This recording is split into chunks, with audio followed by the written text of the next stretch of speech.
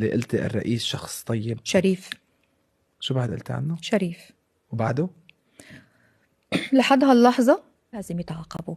صحيح، كلام صحيح، ولكن اللي ما بتعرفيه انه اللي بيدافع عن النظام اللي هجر مدري كم مليون سوري، واللي حط تحت الأراضي مقابر جماعية لملايين من السوريين تحت الأرض مدفونين، ومنهم اللي تعذب ومنهم اللي ما تعذب ومنهم اللي اندفن حي، والله أعلم.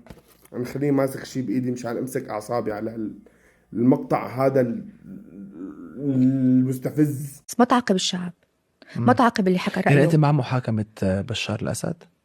إذا يستحق المحاكمة يتحاكم. بس طبعا بدي اياكم تركزوا هون شو قالت، وعلى شاكلتها على فكرة كتير ممثلين عم يحكوا، يعني منهم باسم ياخور وفلان وفلان، ممثلين كتير، يعني انه شو قالت؟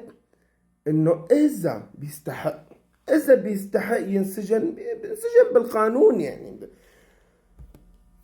بس يجيب الرياكشن تبع جوني بالكبير قوي، كام داون جوني، كام داون، مشان اقدر اتقبل هاللقاء هذا. بس بما انك جبتي سيرة القانون، فالقانون هو اللي سجن ملايين السوريين تحت الارض، وانت كنت مشغولة، كلنا بنعرف كنت مشغولة بسيادته، سيادتك طيب كتير وتنتركنتن. والقانون كمان نفسه، يعني نزيدك من الشعر بيت، يعني القانون هو اللي شو اسمه فتح مقابر جماعية للسوريين بمئات الآلاف، لهلأ ليومك هذا عم تطلع مقابر جماعية تحت الأرض. هذا القانون تبعك ما، وكنت طبعا ما كنت محترم الرأي الثاني، لا كنت مشغولة.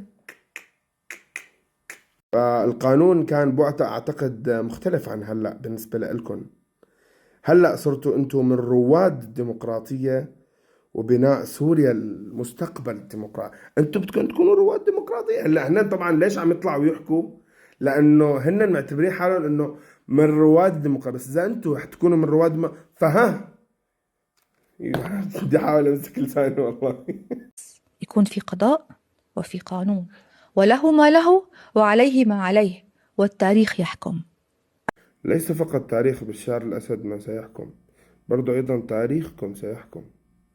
تذكروا تاريخكم اللي كان كله تستر وكله دفاع وكله تجيش سيحكم عليكم. فهذا شيء يعني أنت لا تحكي بالتاريخ، لأن تاريخك مشرف كتير.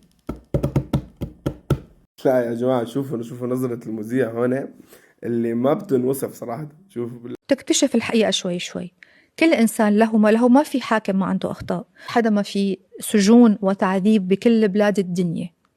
ليكن الفلسطينيين اللي عم يصير فيهم بالسجون مقبول؟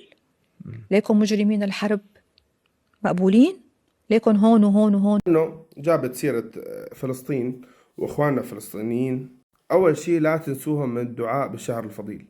هذا اللي بنقدر عليه وأقل شيء بنعمله لإخواننا الفلسطينيين وإخواننا المسلمين بأي مكان. فادعوا لهم الله يا رب يفرج عنهم، والله يكون بعونهم يا رب. تنويه بسيط، ما إنه هي قالت إنه حتى بفلسطين في سجون وفي مدري، فالفلسطينيين بيعرفوا مين غريمهم. إذا شبت معه الحمية بيروح له. لكن بسوريا الوضع مختلف، ما في مقارنة. بسوريا أنت عم تقول غريمة سوري، يعني ابن بلدي، ما راح توصل للدرجة اللي شفناها هلأ، مكابس ومدري شو هاد. فيعني قد ما رحت بخيالك ما راح، ولكن اللي شفناه نحن أمر من غريم الفلسطينيين. حتى غريم الفلسطيني ما عمل هالشي هذا، فعن أي مقارنة تتحدثي؟ يعني أنا ما بعرف، يعني مكفي. وهون وهون. إذا يستحق المحاكمة برأيك يستحق أم لا يستحق؟ هذا الشيء بالقانون وبالقضاء. برأي سلافة وخرجي يلي كان عندها مواقف أيه. عديدة مرارا أيه. وتكرارا، يلي قلت الرئيس شخص طيب. شريف. شو بعد قلت عنه؟ شريف. وبعده؟ لحد هاللحظة أنا بشوفه هيك. شو بتشوفيه؟ بشوفه هيك. بشوفه هيك. لحتى يبين العكس. أنا برأيي الشريف روحي لعنده على موسكو. لا يا عم استناك قاعد ما عنده شيء، بعد ما انخلع ما عنده شيء، ما غير جحش الرياضيات عم يدور ويكشف مكانه ويوديه ب60 داية. روحي لعند الشريف تبعك. أنا هذا رأيي يعني. شفتي شو صار بأحمد حسون ولا ما شفتي؟ حضرانة معنا شو عم فاتوا عبيته. انتوا ليش عم تأججوا الشعب بوقاحتكم؟ ليش؟ أنا ما انت عم تقولي على واحد رمل ملايين ويتم ملايين تقولي عليه شريف؟ طبعا بس اسمعوا التبرير تبعها يعني تبرير كلمة شريف انه ما ثبت عكسها. اسمعوا التبرير اللي هو وصرمايتي سوا. هذا التبرير اللي انا بسميه هو وصرمايتي سوا. ما بين العكس بالنسبة لي. هو كشخص عنده أغلاطه. ما شفنا أنه هو يعني، خليني أقول لك أنه في ناس ارتكبت الأخطاء والمجازر. هو كشخص بشار الأسد ما عمل هذا الشيء بشكل شخصي، لكن لا أستطيع أن والله يمكن نظرة المذيع لحالها حكت اللي أنا بدي أحكيه. والله تعالوا أقول لكم عن أي منطق هي المخلوقة عم تحكي. أنا بسمي مخلوق لأنه هي صراحة بالنسبة لي لا تنتمي إلى البشر.